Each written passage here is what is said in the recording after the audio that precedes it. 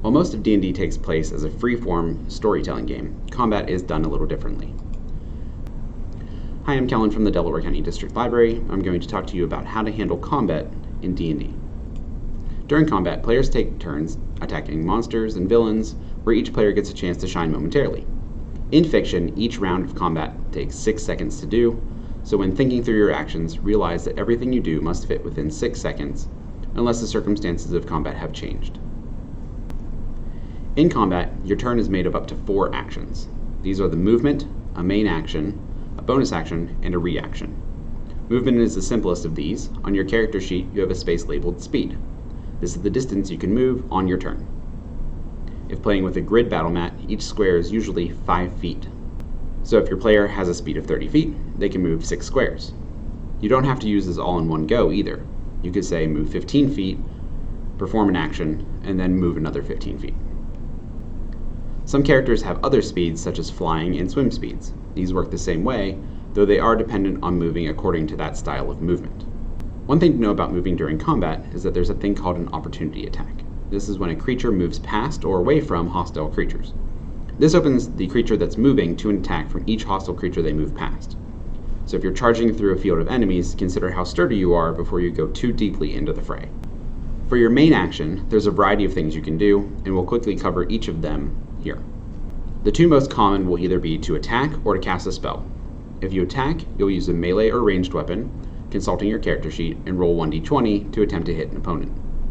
On your sheet, you should see a to-hit section, and you'll add this to the roll of your d20.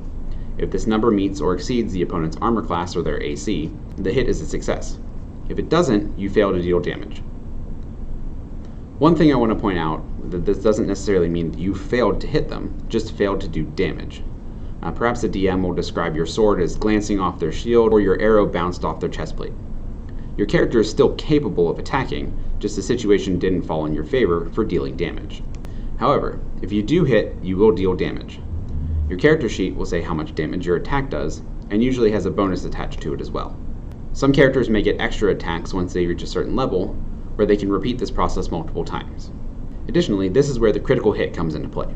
If a character rolls a 1, that is a critical failure, and means no matter what bonuses are applied, the attack misses. On the flip side, a 20 is a guaranteed success, critical hit, and that is guaranteed to hit no matter what, and it also deals extra damage. In this case, roll your attack damage twice. The other common main action is casting a spell. This gets a little more complicated, and you can watch our spellcasting video to learn more about the details from that. But for spellcasters like clerics and wizards, you'll reference your spellcasting sheet and perform a spell. There are then utility actions such as dash that lets you convert your main action into secondary movement, disengage, which lets you run from the fight without taking any opportunity attacks, dodge forces any attack against you to have disadvantage until the start of your next turn, and then you can also make dexterity checks with advantage. You can take the help action that lets you grant another player advantage. Hiding lets you make a stealth check to try and hide. You can do a search, where you can use perception or investigation to dedicatedly try to find something. You can also use an object as an action. Maybe you need to open a door or a chest, pull a lever, or take something off a table. This can be your action for the turn. All of these are options. You can also do a ready action, which is kind of special. This lets you sit out the fight for one round, but you're ready to perform an action if a certain thing happens. For instance, maybe you've reached an uneasy truce during combat. You hold an arrow in your bow, taking the ready action to fire if someone goes to attack one of your party members, instead of attacking right now. As long as that event happens before your next turn, you then perform the action instantly if that triggers. If your turn comes around again without that event happening, your ready to action is just not used. You can also improvise an action if you have something you want to do that doesn't necessarily fall into any of these categories on the list. In that case, state what you want to do and see if your DM wants to follow your lead. Bonus actions are smaller actions that can be done quickly. These are labeled as such on your player sheet and can be done on your turn as well as a main action. Some spells, class features, and abilities can be done as bonus actions. Reactions are a special action that lets you do something instantly. The most common of these are opportunity attacks, which were discussed earlier, but some players like Rogue can spend a reaction to have damage against them, or a wizard can cast Shield to protect themselves from harm. Regardless, you only get one of these per round, so if you use it once, you can't use another one until your next turn. Occasionally, you or members of your party may get the jump on your opponents, granting you a surprise round. It can also happen the other way around too. In a surprise round, characters that were surprised are unable to take any actions or reactions during their first turn. Effectively, the character that is doing the surprising gets a free turn at the start of combat. The main thing that drives the start of combat is rolling initiative. On your player sheet, you have a box for initiative, and that's usually equal to your dexterity modifier, though some classes and features can change that. This is what you add to a d20 roll. The higher your number, the sooner you take your turn. Opponents also roll initiative and will be placed into an order with your party members. Whoever is higher on the order goes first until you go down to the bottom of the list, and then you start the list again at the top.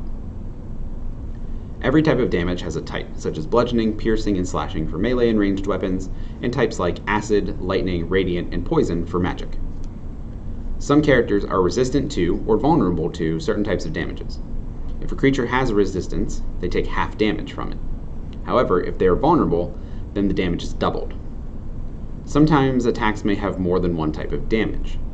For instance, if a player uses the magic weapon Flame Tongue to attack, they would deal their slashing or piercing damage from the sword, but then would add extra fire damage to it. If a creature is resistant or vulnerable to one of those two types, only the type that they're resistant to is halved, not the complete amount of damage.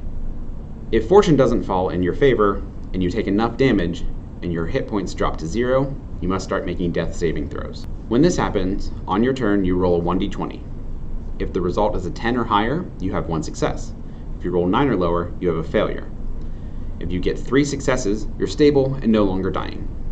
If you get 3 failures, however, your character has died and will either need to be brought back with a spell like Revivify or Resurrection, or they're just out for good. If, while rolling a death saving throw, you roll a 1, you get 2 failures. But if you roll a 20, you instantly awaken and restore with 1 hit point and get right back into the battle. That was our quick overview of combat in Dungeons & Dragons. If you have any more questions, ask your DM for clarifications for how they want to handle things in their specific games, and consult the player's handbook for a more detailed look at any of the things discussed here. Thanks for watching.